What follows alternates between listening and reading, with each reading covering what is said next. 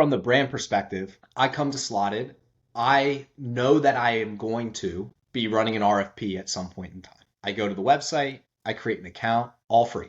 No money to the brand at this point in time. I create my account and I set up my brand profile first. And I'm saying, this is the industry I'm in. This is generally what the qualities of my company look like from a high level. We're not asking for specific shipment level detail at that point in time. Just who are you, so that we can make sure we know who you're at. And as the system goes forward, we can make sure that the right people are talking to the right people. From there, I have the ability to search through what is the open source database that we talked about, right? The first iteration of Slotted came from the ISBA exchange. And so we leverage that to make sure that we have the right amount of fulfillment providers that are there. And they're able to see whoever they want to see. And they can search at the highest level, absolutely wide open, to the most stringent level that they want through either our geography and or our 30 plus filters. Right? So in other words, if I need a FDA registered facility that's cold storage in Nevada, owned by a private equity company and deals in my category, I can filter down to that level of specificity. Yes, you can.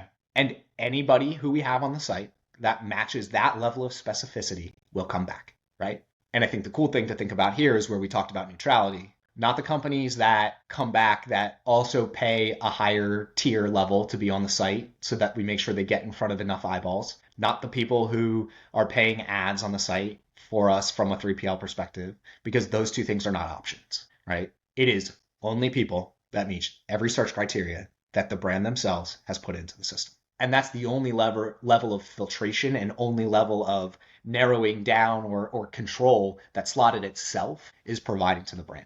So then from there, the brand says, let's just say in your scenario that spot in Nevada, Reno, let's say it is, hotbed for FDA cold storage, integrates with NetSuite, can do WooCommerce, has 2box, whatever, right? As many criteria you want to give. Let's say there's 35 people there. Well, now the question is, how do I get from 35 down further? Well, the brand needs to do the research, and we're not there to hold their hand for it, but they're able to see, okay, this is who it is. Let me go check the profile. Fulfillment Center 123, I've never heard of them before. I go in, Fulfillment Center 123 has set up their profile. They're very active. They're going to have, this is about us as a company, and this is about this specific location that you came to. It's secured. It's, we also do print on demand here for some reason, right? Like whatever it may be, that's there. And you can see reviews and feedback from actual users, people who have signed onto the website and have either done work with them in the past, are currently working with them, however that may be, but it's real information. Those reviews and those stars, like that's not preloaded by the brand. That has to be user generated, right? And then at the bottom, you can see, I didn't realize they also have a location in Atlanta. That's phenomenal. I would love to have two pieces. Let me go click on that. They appeal to you, you can add them to your long list, right? Great. They don't appeal to you, you move on to the next one and you're looking through and you're doing this level of search, this level of research yourself as a brand to find that. Now the long list, let's say you had 35, you found 26 you like. The 26th person, you're not going to be able to add to that long list because from what we've understood, we want to make sure that we're helping brands stay very focused on what's there, right? So they need to understand and check. And then from there, you're going to hit send your RFI and you're going to check against, okay, I am very interested in what these fulfillment providers that match my search criteria have. Are they interested in me? And we'll get into that point when you talk about it from the fulfillment provider side.